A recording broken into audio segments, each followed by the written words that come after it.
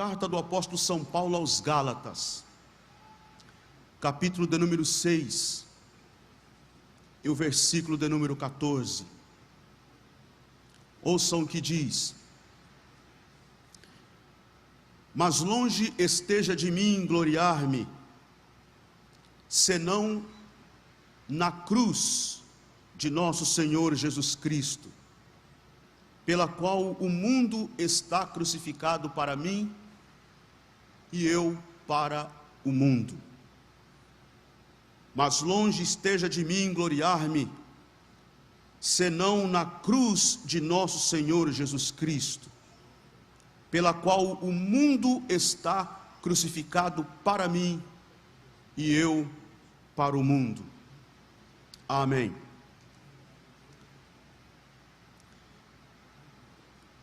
A primeira vez que eu li sobre a história da cruz, eu era ainda uma criança. Testemunhei para vocês ontem à noite que eu sou filho e neto de pastor, nascido e criado na Assembleia de Deus. Comecei a pregar ainda criança, com 7 anos de idade, e foi ainda criança quando eu, inclusive, li a Bíblia inteira pela primeira vez. Eu era criança, talvez ali pelos 8, 9 anos aproximadamente, li a Bíblia inteira pela primeira vez, e foi também por ali que eu me deparei pela primeira vez com a história da cruz.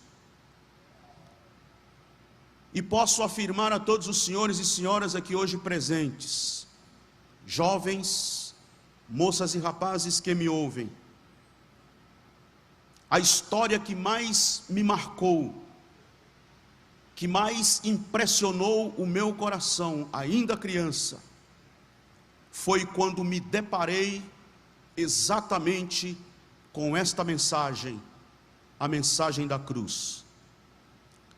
Todas as vezes que eu leio a história da cruz, eu leio como se estivesse lendo a primeira vez. Todas as vezes que eu ouço a história da cruz, eu ouço como se estivesse ouvindo pela primeira vez. Todas as vezes que eu prego a história da cruz, eu prego com a mesma paixão, eu prego com o mesmo entusiasmo, eu prego com o mesmo encanto que eu preguei a primeira vez a mensagem da cruz. E por que eu estou dizendo isto a vocês, irmãos e irmãs? Porque eu tenho percebido isso desde a minha infância. Por isso eu fiz questão de mencionar aqui a primeira vez que eu li a história da cruz. Desde a minha infância, eu me deparei com essa história e percebi, ainda na infância, que parece que há um mal-entendido por parte de alguns crentes em relação à cruz de Jesus Cristo. Um mal-entendido porque grande parte das vezes que nós falamos da cruz, parece que a palavra cruz soa nos ouvidos de algumas pessoas paganismo. Parece que soa catolicismo romano. Algumas pessoas, embora carregam a Bíblia, embora se dizem crentes, evangélicas, cristãs, da maneira como você quiser falar, parece que há uma dificuldade em assimilar a mensagem da cruz, aquilo que ela significa, o lugar da cruz, o simbolismo da cruz, a representatividade da cruz. Parece que ela associa ao paganismo, ao catolicismo. talvez por causa da cultura brasileira, o Brasil, embora as últimas estatísticas tenham mostrado o crescimento numérico expressivo dos evangélicos no Brasil, mas o Brasil ainda é um país majoritariamente católico, e talvez por causa da nossa tradição católica, da nossa herança católica, desde o Brasil colônia, parece que nós temos essa dificuldade com a cruz. E é comum você, por exemplo, nas igrejas protestantes nos Estados Unidos, nas igrejas evangélicas protestantes, desde Assembleias de Deus, batistas, igrejas históricas, enfim, todas as possíveis denominações evangélicas protestantes nos países europeus, é comum você ver na fachada do templo, ou mesmo dentro do templo, uma cruz. Tem lá um objeto, cruz. No Brasil é raro. Há sim igrejas protestantes, principalmente as tradicionais, que usam lá uma cruz, mas é comum, é muito mais comum você ver isso nos templos católicos aqui no nosso país. E talvez, não estou afirmando, talvez por causa dessa questão cultural, por causa dessa herança do catolicismo, do Brasil colônia, algumas pessoas muitas vezes têm essa dificuldade com a cruz e terminam entendendo a cruz como algo relacionado ao paganismo ou ao catolicismo ou algo do tipo. Mas eu li hoje à noite aqui um texto, carta do apóstolo São Paulo aos Gálatas, capítulo 6, versículo 14, quando o apóstolo São Paulo, sem titubear, o apóstolo São Paulo, sem pestanejar, ele simplesmente escreve e declara: longe de mim gloriar-me, eu não me glorio em nada, e eu não tenho que me gloriar em absolutamente nada, exceto na cruz. Na cruz eu me glorio. Longe de mim gloriar-me, a não ser na cruz de nosso Senhor Jesus Cristo, pelo qual o mundo está crucificado para mim, e eu para o mundo. E eu quero dizer, meus irmãos e irmãs, que estas palavras do apóstolo São Paulo precisam ter o mesmo impacto, precisa ter o mesmo peso, precisa representar para nós a mesma coisa que representou para o velho apóstolo e que representou no contexto em que o velho apóstolo pregou e escreveu estas palavras. Por isso eu ouso perguntar hoje à noite: por que a cruz? Qual o significado da cruz? Qual o lugar da mensagem da cruz na fé cristã?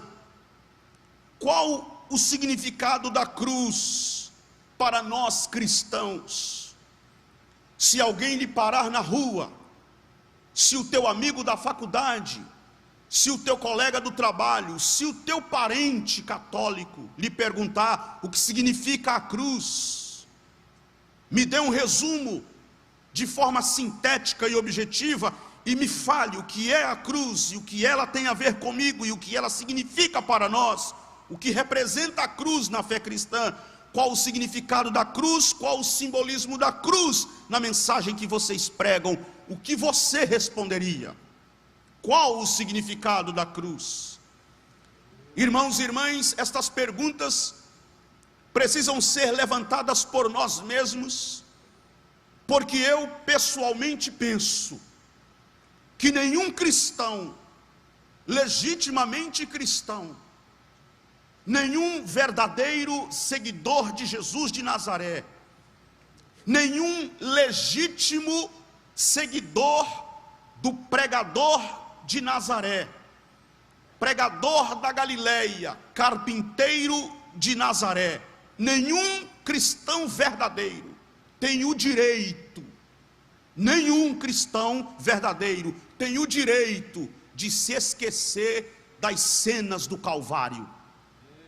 Nenhum verdadeiro seguidor do pregador da Galileia, que há mais de 2000 anos andou aqui neste mundo, tem o direito de se dar ao luxo, de se dar ao capricho, de se esquecer, de apagar da sua memória, que há mais de 2000 anos, nas caladas da madrugada, enquanto havia silêncio e todos dormiam, um inocente estava diante de uma corte covarde, e perante um juiz covarde, ele recebeu a sentença cruel, foi sumariamente condenado a morrer pendurado em uma cruz.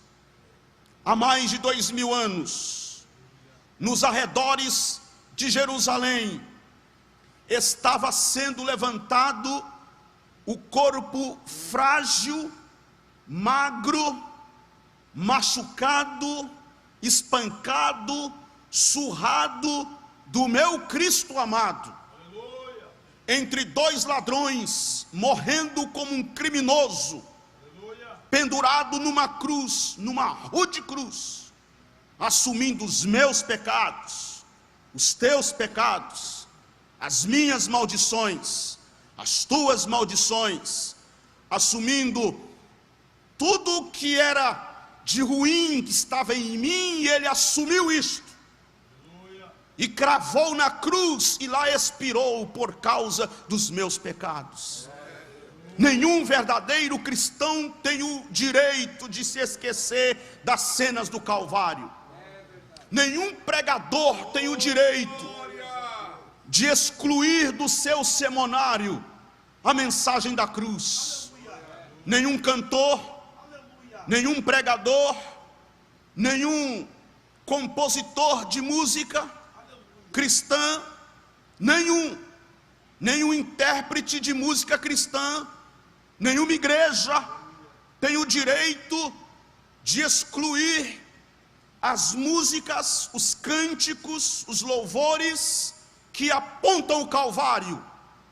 Ninguém tem o direito de excluir do seu sermão a mensagem que aponta para a cruz de Cristo, para pregar uma outra mensagem que não é a de Jesus, para cantar um cântico ou uma música antropocêntrica, para cantar uma música ou pregar uma mensagem que nada tem a ver com o Cristo ressurreto que deu a sua vida por mim, como se eu e você, como se nós simplesmente estamos aqui porque somos bons demais, somos bacanas o suficiente, nós somos meritórios por demais, e por isso estamos aqui. E aliás, Deus que agradeça que nós estamos aqui, porque não era nem para nós estar aqui, nós estamos fazendo um favor para Deus de estar aqui, para louvar o seu nome. Então, pregador, pregue aí uma mensagem que faça uma cócega na minha alma, que dê umas coceirinhas aqui nos meus ouvidos, que me faça sentir arrepio, para eu sair desse congresso da UMADJU, cinquentenário, e dizendo assim: nossa, eu estou confortável, eu estou aqui muito bem acomodado, porque eu recebi uma mensagem assim, uma espécie de uma mensagem aveludada. Nenhuma igreja, nenhum pregador tem o direito de se dar ao luxo de se esquecer das cenas do Calvário. Por isso eu ouso hoje à noite convidar a atenção de toda esta igreja, de homens e mulheres, de jovens queridos, para nós pensarmos rapidamente nos minutos que temos aqui, já caminhando para a finalização deste culto, o que é a cruz.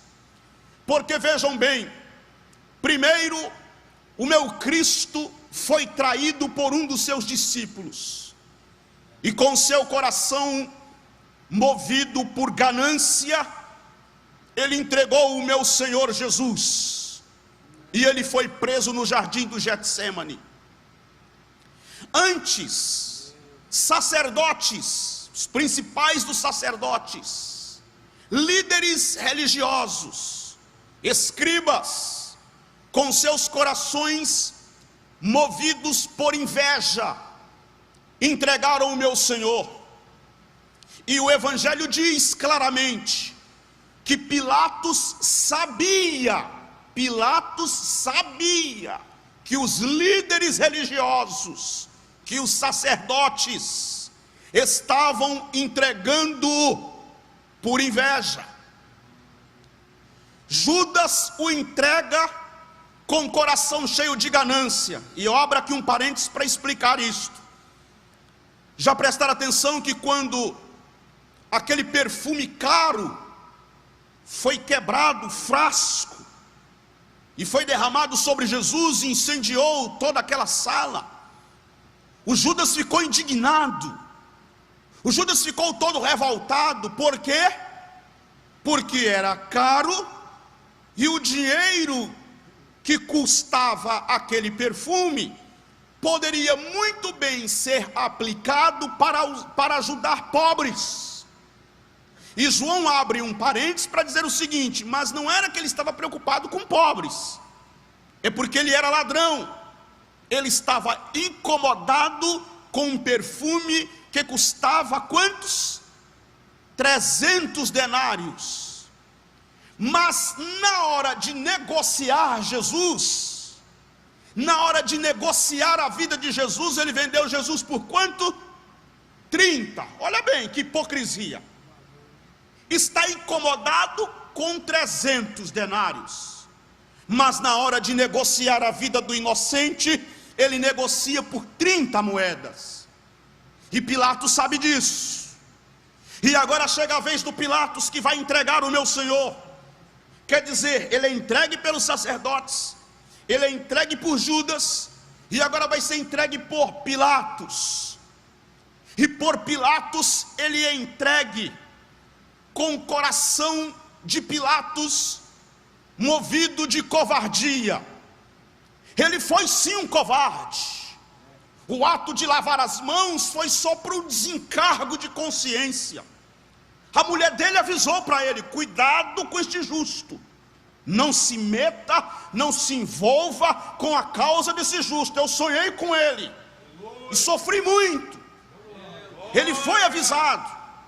Ele perguntou para a multidão: vocês querem que eu solte Barrabás e prenda Jesus, ou faço o contrário, mantenho Barrabás preso e libere Jesus? E a multidão ensandecida gritava: solte-nos Barrabás, solte-nos Barrabás, solte-nos Barrabás.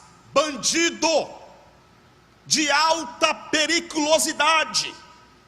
Eles conheciam e sabiam quem era ele, mas solte-nos. Nós queremos o bandido, nós queremos o canalha, nós queremos a treva, nós queremos o ladrão, solte ele. E vem a pergunta de Pilatos: e Jesus? O que farei de Jesus chamado Cristo? E o que foi que eles responderam?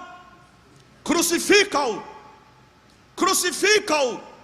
Mas que mal fez ele? Perguntou Pilatos. Pilatos sabia que ele era inocente, sabia que ele era justo. Que mal fez ele? Crucifica-o, deixa que o seu sangue caia sobre nós e sobre os nossos filhos. Passaram-se 2000 anos, e a pergunta hoje não é mais o que farei de Jesus chamado Cristo. Eu me atrevo hoje à noite a mudar a frase do Pilatos e perguntar: o que fizeram de Jesus chamado Cristo? O que fizeram? Porque ele não é mais o tema central de alguns pregadores. O que fizeram de Jesus chamado Cristo? porque ele não tem sido mais o tema central de alguns cânticos que estão cantando em algumas reuniões. O que fizeram de Jesus chamado Cristo, porque ele não tem sido mais o centro de alguns cultos, de algumas reuniões. O que fizeram de Jesus chamado Cristo, o que estão fazendo com ele? Por que a mensagem de Jesus não é mais cativante? Por que a mensagem de Jesus para alguns soa incômoda? Eu não vou pregar essa mensagem nesse congresso, eu vou me queimar, a minha agenda não vai fechar para o ano que vem. Essa mensagem, eu preciso pregar uma mensagem assim que joga o povo para cima, e a mensagem de Jesus cá para nós, né? Cá para nós. A mensagem de Jesus é uma mensagem desestabilizadora. A mensagem de Jesus é: quer vir comigo? Não te prometo que pão vai transformar em pedra, porque esse não é o evangelho de Jesus, esse é o evangelho do diabo. Quer vir comigo? Não te prometo que você vai pular lá do pináculo do templo e vai ser apanhado pelos anjos, porque esse não é o evangelho de Jesus, esse é o evangelho do diabo. Quer vir comigo? Diz Jesus. Pode vir, mas também não vou te prometer que você vai ter todos os reinos do mundo se você me adorar, porque essa proposta não é a proposta de Jesus, essa é a proposta do diabo. Me adore, porque enquanto você me adora, eu faço um milagre. Quem diz isso na Bíblia? É Deus ou é o diabo? Mas algumas pessoas estão cantando isso na igreja. Querem vir comigo? Diz Jesus. Negue-se a si mesmo, tome cada dia a sua cruz e siga-me. Esse é o evangelho de Jesus. E essa mensagem me desestabiliza, essa mensagem me tira das zonas de conforto, essa mensagem me confronta, essa mensagem me provoca, essa mensagem me desconcerta. E é essa a mensagem de Jesus, esse é o evangelho. Por isso eu abro esse parêntese para dizer: a pergunta de Pilatos lá, o que farei, hoje é o que fizeram. E aí ele lava as mãos. E o evangelista Marcos vai ainda mais além do que Mateus. E Marcos diz assim: Pilatos querendo contentar a multidão. Está lá no evangelho de Marcos, dá uma lida lá para você ver essa frase. Pilatos querendo contentar a multidão, querendo agradar a multidão, entregou Jesus para ser açoitado, e tendo sido açoitado, então entregou Jesus para ser crucificado. Por que a mensagem de Jesus não soa interessante para algumas igrejas, para alguns pastores, para alguns líderes, para alguns pregadores? Porque infelizmente nós estamos assistindo um movimento evangélico neste país que está se assemelhando a Pilatos, querendo contentar a multidão, querendo agradar a multidão. Estão açoitando a Jesus, estão cuspindo na cruz, estão rejeitando o evangelho da cruz, porque querem agradar a multidão. Entregou então Pilatos Jesus para ser crucificado.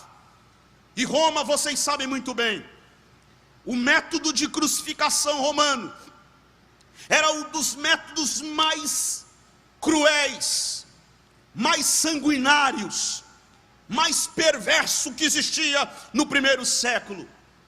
Primeiro porque antes que o condenado fosse levado à cruz, primeiro eles arrancavam todas as roupas da vítima. A vítima ficava sem nenhuma peça de roupa no corpo. Depois eles faziam a vítima abraçar um tronco de madeira, largo, baixo. A vítima abraçava. Eles acorrentavam os seus pulsos e os seus tornozelos, e então ele ficava completamente imobilizado ali.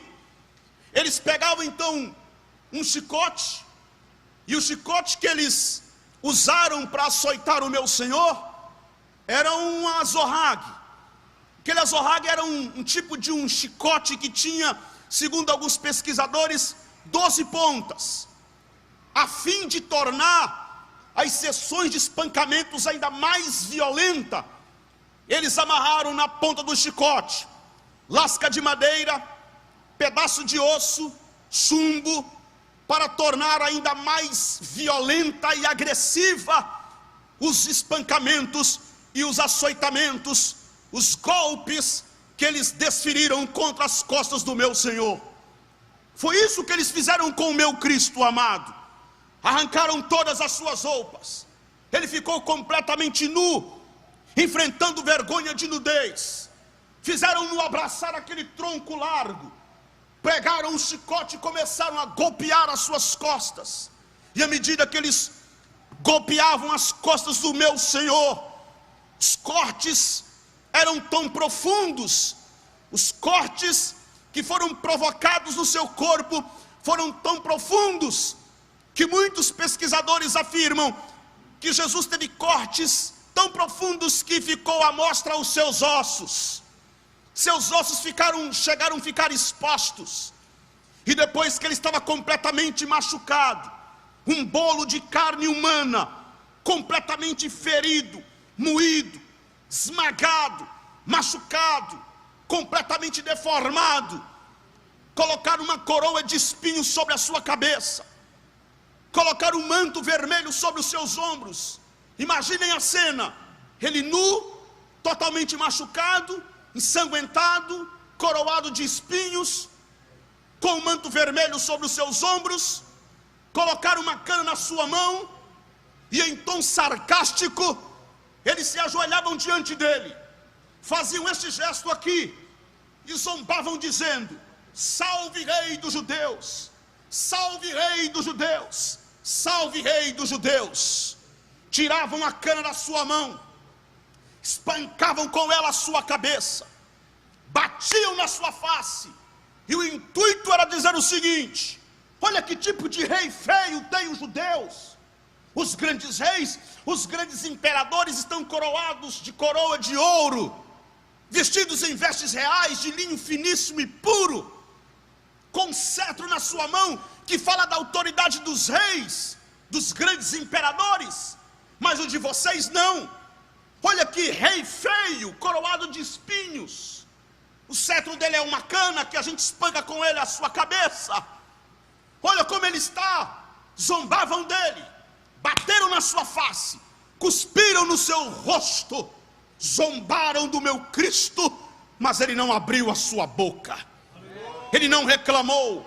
Isaías, no capítulo de número 53, veja aí na sua Bíblia, 750 anos aproximadamente antes dele, Isaías profetizou: quem creu em nossa pregação, e a quem foi revelado o braço do Senhor, porque foi subindo como renovo perante ele, e como raiz de uma terra seca, não tinha aparência, nem formosura, olhámo-lo, mas nenhuma beleza havia que nos agradasse, era desprezado, e o mais rejeitado entre os homens, homem de dores, e que sabe o que é padecer, e como um de quem os homens escondem o rosto, era desprezado, e dele não fizemos caso.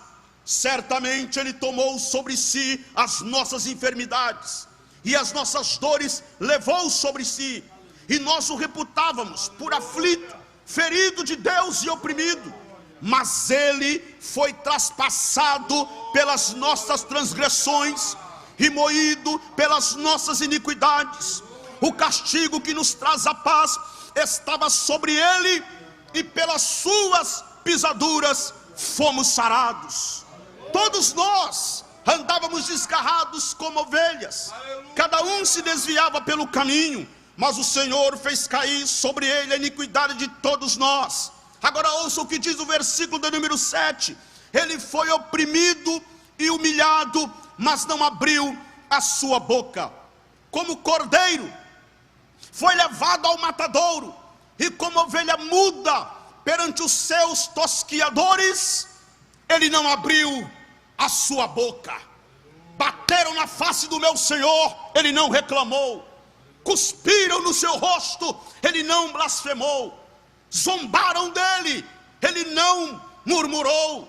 Tripudiaram sobre a sorte dele, mas ele permaneceu quieto, calado, não optou pela vingança, não optou por revidar, não, ao contrário, cordeiro manso, ovelha muda, perante os seus tosquiadores, assumiu a cruz, que não era dele, a cruz que era para mim, a cruz que era para você, foi posta sobre os seus ombros, e ele teve que carregar aquela pesada cruz, carregou a cruz por um trajeto aproximado de 600 a 700 metros, a multidão gritava, o grito se misturava, uns zombavam, outros choravam, as mulheres choravam, os discípulos dele choravam, os que queriam bem a ele choravam, porque ele não era um malfeitor, ele não pecou,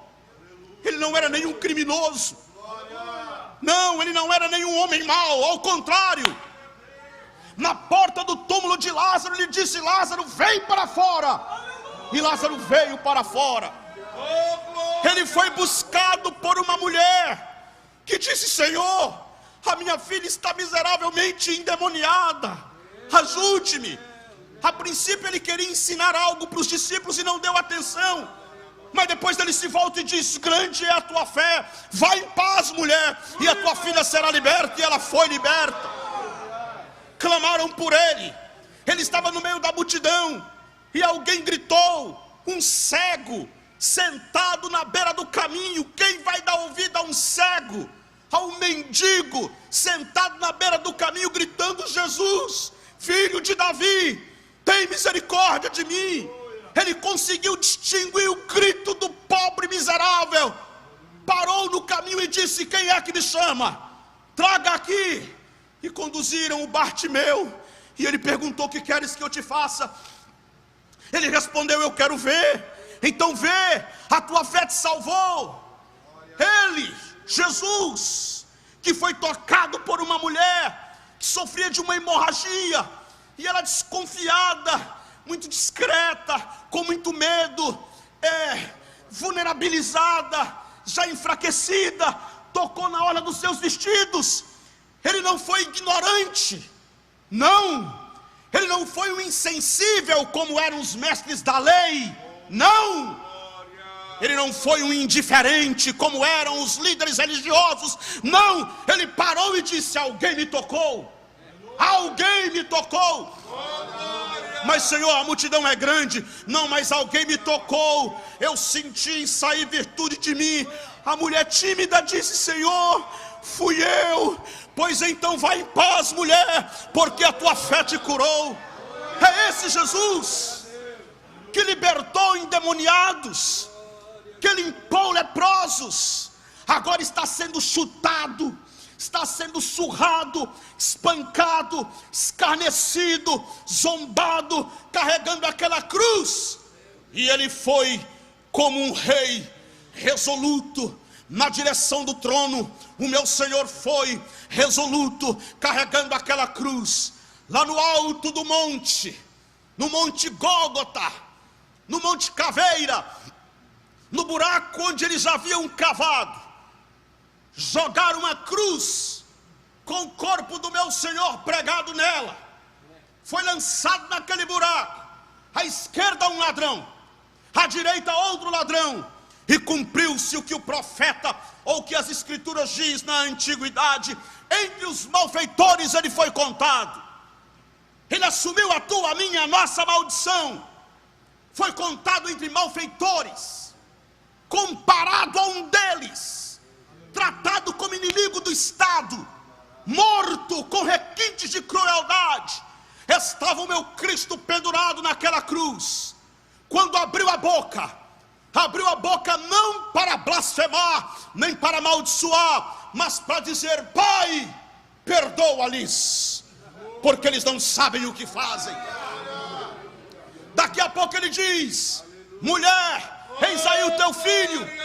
Filho, eis aí a tua mãe, numa menção a João e a Maria que estavam ao pé da cruz. Daqui a pouco ele diz: tenho sede, tenho sede.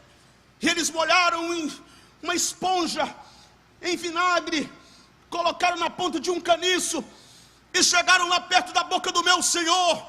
quando ele estava pendurado na cruz, daqui a pouco ele clama dizendo: Eloi, Eloi, lama sabachthani, Deus meu, por que me desamparastes?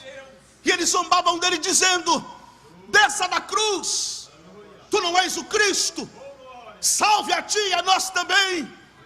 O ladrão que estava lá blasfemando. Aí o outro responde dizendo: mas você, nem estando na mesma condenação, temes a Deus? Nós merecemos a punição, mas ele é justo, ele nada fez para aqui estar, e para merecer estar aqui. Ele se volta para Jesus e diz: Senhor, lembra-te de mim quando entrares no teu reino.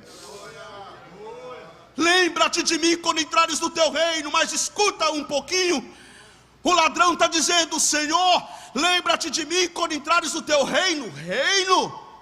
Que reino? Um homem todo machucado, um homem coroado de espinhos, um homem deformado, os olhos mal podiam abrir, todos inchados de tanto apanhar como Jesus apanhou na sua face. Reino? Que reino? Aquele ladrão conseguiu ver para além das feridas, para além do sangue, para além da coroa de espinho. Ele disse: não é possível que este homem seja normal, não é possível que este homem seja daqui. Esse homem tem o reino, e o reino deste homem é o reino de outra espécie. Senhor, lembra-te de mim quando entrares no teu reino. E Jesus garantiu: hoje estarás comigo no paraíso. E entrou com ele de mão dadas, e inaugurou um reino para os condenados.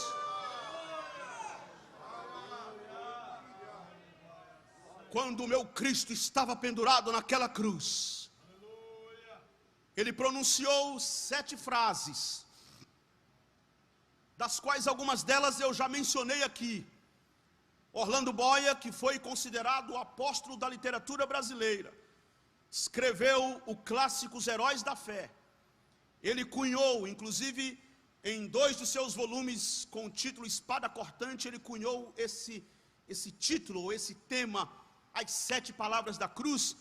E nós nos lembramos dos pregadores da velha guarda, entre os anos 80 e 90, pregaram muito sobre este tema da cruz, que nas palavras do Orlando Boia, as 7 palavras da cruz, que eram frases, na verdade, frases curtas. Óbvio, da maneira como Jesus estava, não tinha força física para fazer longos discursos, eram frases curtas.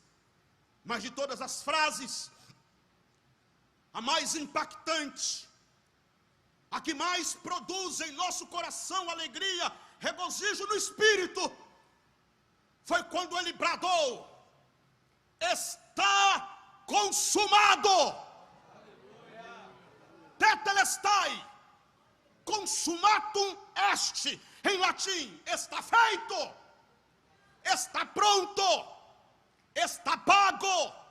Não há absolutamente mais nada a ser feito pela salvação e pelo resgate da humanidade, porque está completo, está tudo feito, está pronto. Nada de copo com água em cima do rádio, nada de lenço ungido, nada de vela amarela, vela vermelha, vela de 7 dias, nada de campanha disso, de campanha daquilo, nada de bispo, apóstolo, reverendo, padre, papa, ninguém, nada. Caiu a parede de separação, o véu do santuário rasgou-se de alto a baixo, está livre o acesso à presença do Deus Pai maravilhoso. Está consumado. Inclinou a cabeça e expirou. E quando meu Senhor Jesus expirou naquela rude cruz, ali estava de uma vez por todas a derrota do inferno, a derrota de Satanás. Eu me lembro de criança ouvir pregadores pregando que quando Jesus morreu na cruz houve festa no inferno. Não houve festa coisa nenhuma. Ele jamais celebraria a sua própria derrota. Ao contrário, o diabo lutou a vida toda do ministério de Jesus tentando desviá-lo da cruz. A todo custo, pastor Sérgio, ele tentou tirar Jesus do roteiro da cruz, da rota da cruz. Fuja da cruz, desista do Calvário. Essa é a tentação do diabo para a igreja hoje. Fuja da cruz, esconda a cruz, joga a cruz para debaixo dos tapetes. Não pregue a mensagem da cruz, esconda a cruz, não pregue, fuja dela. Tem um ditado que diz: foge de mim igual o diabo foge da cruz. Esse ditado é verdadeiro. Ele foge da cruz, ele não gosta da cruz, ele recrimina a cruz. E essa é a proposta do diabo para muitas igrejas, para muitos pregadores, para muitos cantores. Esconda a cruz, fuja dela, não pregue a cruz, ou no máximo maqueia, dá uma maquiada, não prega a cruz assim, dá uma maquiada nela, dá uma inventada, dá uma floreada, pregue uma mensagem de cruz, mas uma mensagem assim que não seja cruz, essa cruz rústica, essa cruz assim tão confrontadora. Não pregue ela. Mas eu digo hoje, há poder no sangue de Jesus. Nós somos a igreja que prega a cruz. Fuja da cruz. Lá na cruz, o meu Cristo amado, pregado, morto, abriu-se o caminho, o véu foi rasgado, seu corpo foi tirado da cruz e foi colocado numa sepultura emprestada de um homem por nome José de Arimateia. Agora ouça-me com atenção. Qual é o grande significado da cruz? Eu volto aqui na pergunta inicial para eu terminar. Qual é o grande significado da cruz? O que é que Paulo está dizendo? Longe de mim gloriar-me, a não ser na cruz de nosso Senhor Jesus Cristo. Qual é o significado da cruz? A cruz tem a ver com quem morre ali. E quem era que estava morrendo na cruz do meio? Era o Nilson Gomes? Não. Era o pastor Sérgio Melfior? Não. Quem estava morrendo na cruz? Era Paulo, Maria, quem? Pedro. Quem estava morrendo na cruz? Era o pastor? Era o padre? Era o papa? Não. Quem estava morrendo na cruz? Era o verbo de Deus que se fez carne e habitou entre nós. Quem estava morrendo na cruz é a palavra de Deus encarnada, o homem da Galileia, Jesus Cristo de Nazaré, aquele que estava no princípio com Deus e que criou todas as coisas do poder de sua palavra, e todas as coisas foram feitas por ele e para ele, e sem ele nada do que foi feito se fez. Quem estava morrendo, pendurado naquela cruz, era o Emanuel, o Deus conosco, aquele que disse: Lázaro, vem para fora, e Lázaro veio para fora. Quem estava morrendo, pendurado naquela cruz, é aquele que quando os demônios ouvem o seu nome, eles entram em convulsão. Quem estava morrendo, pendurado naquela cruz, é aquele que faz o inferno tremer. Jesus é o seu nome. Jesus é o seu nome. Jesus é o seu nome. Louvado seja o seu nome. E isto faz toda a diferença. Isto faz toda a diferença. Porque se Cristo que morre na cruz mudou o conceito de cruz. Porque se no primeiro século a cruz é símbolo de maldição, se no primeiro século a cruz é instrumento de tortura, o Cristo de Deus mudou o conceito de cruz. E agora nós temos aqui um paradoxo.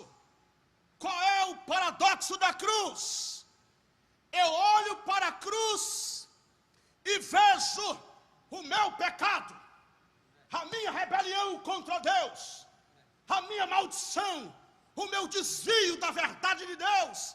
Mas ao mesmo tempo eu olho para a cruz e vejo estampada nela a minha redenção, o perdão dos meus pecados e a minha liberdade. Louvado seja o nome do Senhor. Quem estava morrendo na cruz, Jesus Cristo de Nazaré, mudou o conceito de cruz, porque nele habita corporalmente toda a plenitude da divindade. E é por causa dele que a cruz se tornou o evento de maior significado na história da humanidade.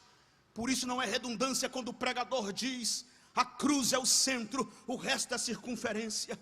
Porque nenhuma descoberta científica, nenhuma ideologia política, nenhuma corrente filosófica consegue superar o evento da cruz. Por que não? Porque ela diz respeito não a um país, ou a uma aldeia, ou a uma cidade, ou a um povo, ou a uma etnia, ou a uma língua, a um idioma, mas diz respeito a todo o universo.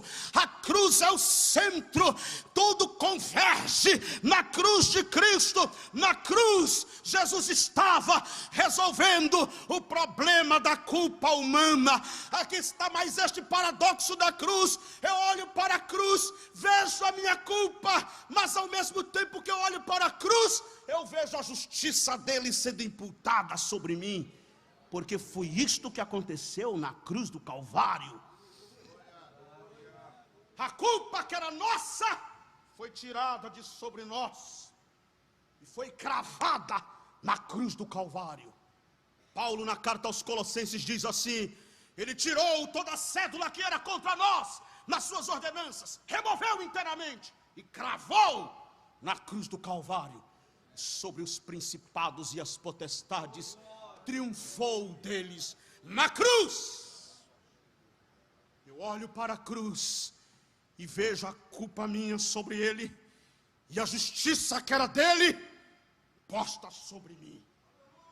Agora eu posso bater no peito e dizer: justificado, justificado pela fé, justificado, temos paz com Deus pelo sangue de Jesus Cristo vertido na cruz do Calvário. E eu termino dizendo o seguinte: que quando Jesus estava pendurado naquela cruz, ele nos revela um outro paradoxo, qual seja sangue derramado, sangue vertido, seu corpo pregado, sua carne rasgada, sinaliza aquilo que já foi cantado aqui hoje à noite: o seu grande amor, seu imensurável amor, o seu incalculável amor, o seu inigualável amor, o seu amor unilateral. Sim, na cruz. Por isso eu te digo, meu amigo, você que está aqui hoje ouvindo esse pregador, ou está acompanhando pelas transmissões online, eu te digo: venha à cruz e seja salvo. Venha Jesus, porque na cruz ele pagou o pecado de todos os homens. Então somente creia, creia, porque todo aquele que crê já é considerado justo, não porque o seja em si mesmo, mas porque a justiça dele foi imputada sobre nós, e pelo seu grande amor, seu incalculável amor, ele se entregou naquela cruz e declarou o seu mais escandaloso e extraordinário amor por toda a humanidade. É louco, é escandaloso, e digo mais, é um amor inescrupuloso, porque não tem escrúpulos, vai até as últimas consequências. É um louco amor, é um escandaloso amor. Aí os gregos dizem assim: isso é loucura, Deus não pode morrer desse jeito, isso é loucura. E os judeus dizem: para nós isso é uma vergonha, é vergonhoso, esse pregador de Nazaré só nos faz vergonha. Aí Paulo clama dizendo: é loucura para o grego, é sim escândalo para os judeus, mas para nós é o poder de Deus para a salvação de todo aquele que crê.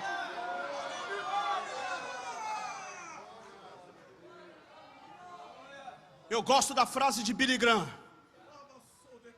Na verdade a frase não é bem de Billy Graham, é de Santo Agostinho. Mas talvez Billy Graham foi o que mais popularizou esta frase nas suas famosas cruzadas evangelísticas, quando ele diz assim: a cruz foi o púlpito de onde Deus pregou o seu mais extraordinário e escandaloso sermão de amor. Você quer conhecer uma história de amor verdadeira? Ah, sim, pastor, eu assisti um filme de romance. Não, pastor, eu vou te dizer, tem um filme, tem uma novela que é paixão do começo ao fim. Não, você não conhece ainda. A maior declaração de amor não está na caneta dos mais célebres poetas. A maior declaração de amor não está nos mais badalados livros de poesia. A maior declaração de amor não está na tela dos cinemas, nos mais românticos filmes de Hollywood. A maior declaração de amor está na cruz de Cristo. Eu te amo, eu te amo, eu te amo com amor incondicional. Nas caladas da madrugada, de noite, estava Jesus falando para Nicodemos, e o que Jesus falou para Nicodemos se tornou o texto áureo da Bíblia, o centro de toda a Bíblia, porque Deus amou o mundo de tal maneira que deu seu Filho unigênito, para que todo aquele que nele crê não pereça, mas tenha a vida eterna. Aleluia!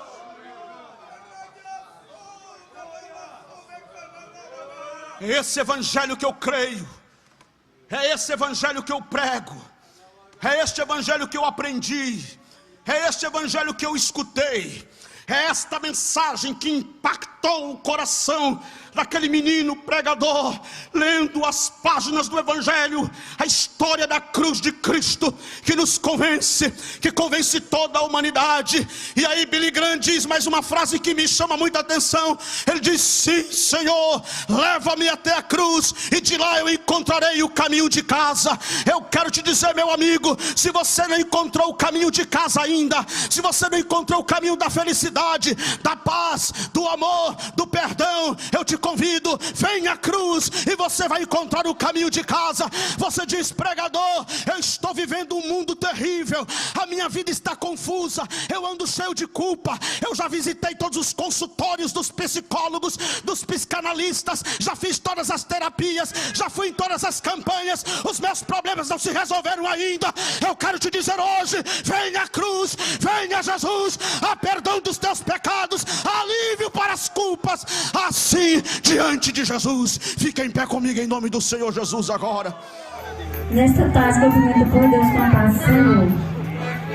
Os fiéis são transgradados, seu trabalho aqui findou, a carreira deste santo, nesta vida já cessou.